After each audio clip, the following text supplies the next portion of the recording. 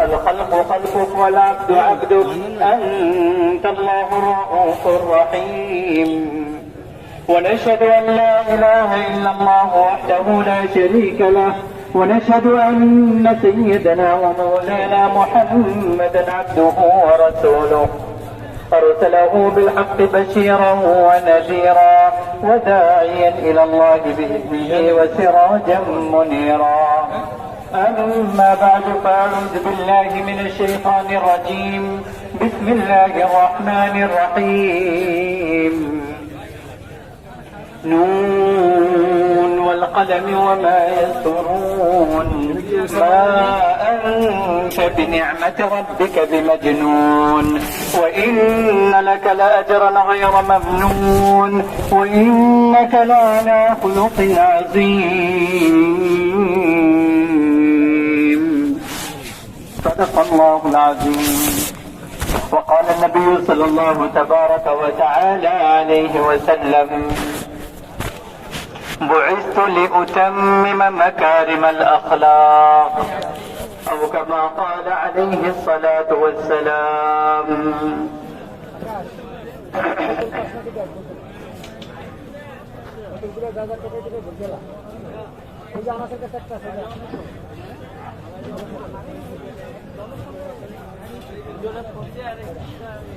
محترم علماء کرام এবং ভাই ও দোস্ত বুজুর্গ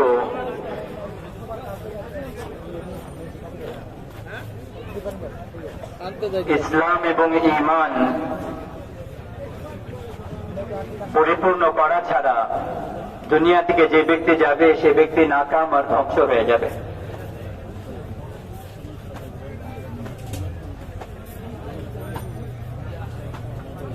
ঈমান আর ইসলাম পরিপূর্ণ করা ছাড়া আমি দুনিয়ার যা কিছুই অর্জন করে ফেলি না কেন সেটা আমার কোনো কাজে দিবে না দুনিয়া থেকে যাওয়ার পরে। পুরা কোরআন এবং পুরা হাদিসের সারাংশ দুইটা হাদিসের দ্বারা বয়ান করা যেতে পারে। যেরকম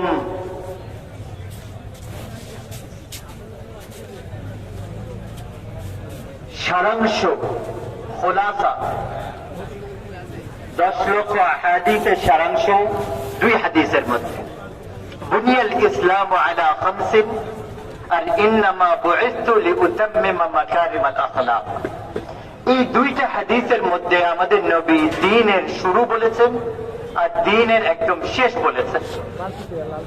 যে এই দ্বীন এই ইসলাম কোথা থেকে শুরু হয় আর এটা পুরা কোথায় হয়, মুকাম্মাল কোথায় হয়। আবু দাউদ রহমতুল্লাহ আলাইহি বলেছেন যে আমি 6 লক্ষ হাদিসকে জমা করেছি, তার মধ্যে থেকে 4800কে আমি নিজের কিতাবে জমা করেছি, তার মধ্যে থেকে আমি 4টা সারাংশ পেয়েছি।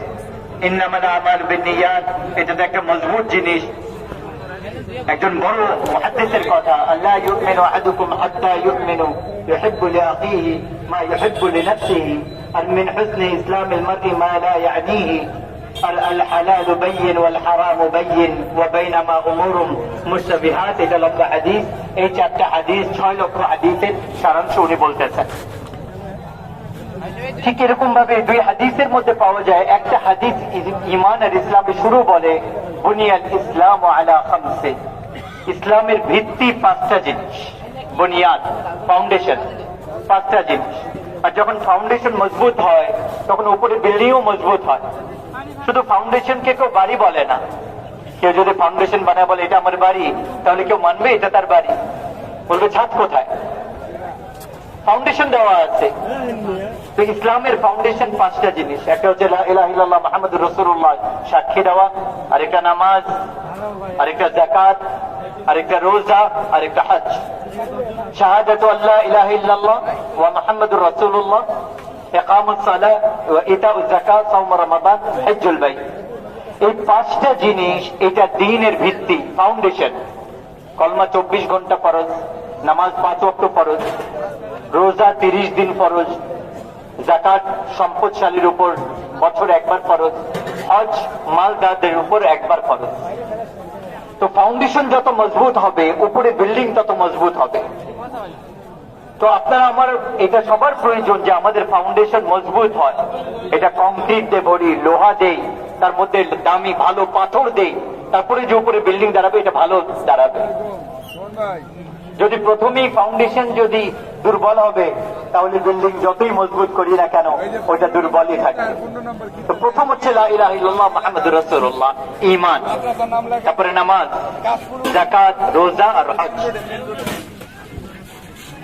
ঈমানের মধ্যে এতটুকু যদি নসিব হয়ে যায় যে আল্লাহ তাআলার হুকুমের সামনে নিজেকে নত করে দেই, আর আল্লাহ তাআলার নবীর তরিকাকে নিজে আপনিয়ে নেই, আর আল্লাহ যে হারাম করেছে ওগুলা থেকে বাঁচি, আর আল্লাহ রসুল যেগুলা মানা করেছেন ওগুলা থেকে বাঁচি, তাহলে লা ইলাহা ইল্লাল্লাহ মুহাম্মাদুর রাসূলুল্লাহর ভিত্তি স্থাপন হয়ে গেছে। ঈমান আনার পরে সর্ব গুরুত্বপূর্ণ জিনিস হচ্ছে নামাজ। নামাজ আল্লাহ তাআলা আমাদের কাছে এমন চান যে আকিমিস সালাতা লিযিকরি, পুরুষ মহিলা আলেম গায়র আলেম শিক্ষিত অশিক্ষিত সবাই নামাজ এইভাবে পড়বে যে আল্লাহকে স্মরণ, আল্লাহর স্মরণ তৈরি হয়ে যায়। জিকির, জিকির আরবি ভাষায় স্মরণ করাকে বলা হয়, যার শুরু হচ্ছে সুবহানাল্লাহ মুখ দিয়ে বলা থেকে, আর লাস্ট স্টেজ হচ্ছে অন্তর, যে এই অন্তর আল্লাহ তাআলার ভালোবাসায় স্মরণে ব্যস্ত থাকে। দেখেন না, এখানে বসে আছি, অনেক সময় বাড়ির কথা মনে পড়ে যায়। তো বাড়ির কথা যখন মনে পড়ে ওইটা মনের একটা অনুভূতি, আমরা মুখ দিয়ে বলি না বাড়ি বাড়ি বাড়ি বাড়ি, কেউ বলতে থাকে মুখ দিয়ে বলে না, অন্তরের একটা অবস্থা, হ্যাঁ ওইটা অন্তরের একটা কাইফিয়ত। জিকির হচ্ছে আসল অন্তরের কাজ, মুখ তার শুরুর প্রথম কাজ, মুখ দিয়ে বলা।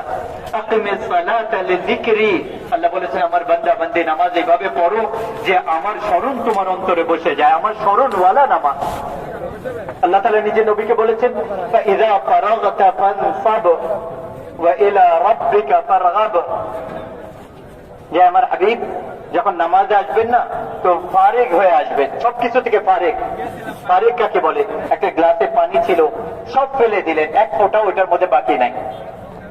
হ্যাঁ, যখন পুরো উল্টা করে দিবেন গ্লাস তো তার মধ্যে কিছুই বাকি থাকবে না, এক ফোঁটাও বাকি নেই। এটাকে বলা হয় ফারাগ। কোন জিনিসকে একদম খালি করে দেওয়া, কোন জিনিসকে একদম খালি করে দেওয়া, এটাকে আরবিতে কি বলে? ফারাগ। তালুত যখন দেখলো জালুতের লস্কর লক্ষ লক্ষ আর উনি মাত্র 313 জন, তো তালুত বলল রব্বানা আফরিগ আলাইনা সাবরান। এটা বলেন নাই রব্বানা সাব্বিরনা, আল্লাহ আমাদেরকে সবর দেন, এটা বলে নাই। আফরিগ আলাইনা বলতে আল্লাহ আপনার খাজানায় যত সবর আছে সব আমাদের উপরে দিয়ে দেন, আর না হলে আমরা পারবো না। মানে আপনার খাজানা খালি করে আমাদেরকে ওই সবর দিয়ে দেন। আফরিগ আলাইনা, আল্লাহ মোকাবেলা বড় কঠিন, লাখ লাখ সামনে মাত্র 313 জন, সমস্ত সবর আমাদেরকে দিয়ে দেন। ফারাগ, ফাইযা ফারাগতা, আমার হাবিব যখন আপনি আমার কাছে নামাজে আসবেন না তো আপনার অন্তর এরকম খালি থাকবে, ফারিক থাকবে, এর মধ্যে কোনো কিছু নিয়ে আসবেন না, একদম খালি নিয়ে আসবেন, শুধু আপনি আর আমি, আর কিছুই না।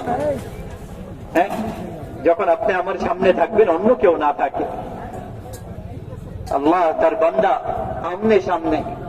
আজকে তো আমরা নামাজে দাঁড়াই, আমাদের অন্তরের মধ্যে কোটি কোটি জিনিস ঢোকা থাকে। যে নামাজ শুধু আল্লাহর জন্য ছিল ওই নামাজ শুধু আল্লাহর জন্য থাকে না। তো কি বলতেছেন? যখন তুমি আমার সামনে থাকবা তো অন্য কেউ তোমার সামনে না থাকে।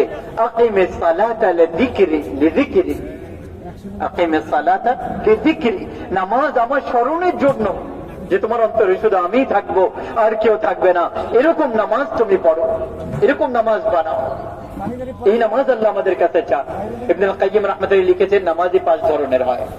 একজন সে কখনো পড়ে কখনো ছেড়ে দেয়, এ তো দোজখে যাবে। আরেকজন যে নামাজ তো পড়ে কিন্তু গাফলতের সাথে পড়ে, মন নামাজে থাকে না, বাইরে ভিতরে একই রকম, এদেরকে আল্লাহ ধরবেন, কেন এরকম করলাম। তৃতীয় হচ্ছে যে নামাজে দাঁড়ায় কখনো ঘরের সামনে কখনো নামাজে, একে আল্লাহ মাফ করে দেবে, চেষ্টা করছে। আরেকজন যে নামাজে দাঁড়ায় শুধু আল্লাহরই হয়ে যায়, এই নামাজ যেটা আমি বয়ান করতেছি, আকিমিস সালাতা লিযিকরি। আর আরেকটা নামাজ যেটা নবীদের নামাজ, জুইলাত কুররাতু আইনি ফিস সালাহ, আল্লাহ তাআলার চোখের ঠান্ডা হচ্ছে নামাজ। আল্লাহ রাসূল বলছেন আমার চোখের ঠান্ডা হচ্ছে নামাজ। তো এটা কঠিন কিন্তু চেষ্টা করতে হবে। 3টা কাজ করলে আল্লাহ এই নামাজ নসিব করবে, 3টা কাজ, বেশি না। দৃষ্টির হেফাজত করতে হবে, 1 নম্বর, দৃষ্টি খারাপ দিকে না যায়। মুখের কথার হেফাজত করতে হবে, মুখের মধ্যে গীবত আর অপবাদ আর খারাপ কথা আর গালি আর মানুষকে অপমান করা, ছোট করা, এগুলা না আসে। আর তৃতীয় হচ্ছে মুখের মধ্যে হারাম লোকমা না যায়। আর কানের হেফাজত করবে, কারো কমই শুনবে না। এই কাজগুলো করলে কয়েকদিনের মধ্যে তার নামাজ এরকম সুন্দর হয়ে যাবে। যে এরকম করবে 4 মাসের মধ্যে তার নামাজ সুন্দর পাবে। মুখের উপর পাহারা দেয়, গীবত থেকে বাঁচাই। এটা নেককার মানুষদের, তবলিগওয়ালা, ইলমওয়ালা, মাদ্রাসাওয়ালা, খানকাওয়ালা, মাফ করবেন, আমাদেরকে শয়তান এসে বলে না যে জিনা করো, আমাদেরকে এসে বলে না মদ খাও। পাগল নাকি সে? এটা এসে বলবে।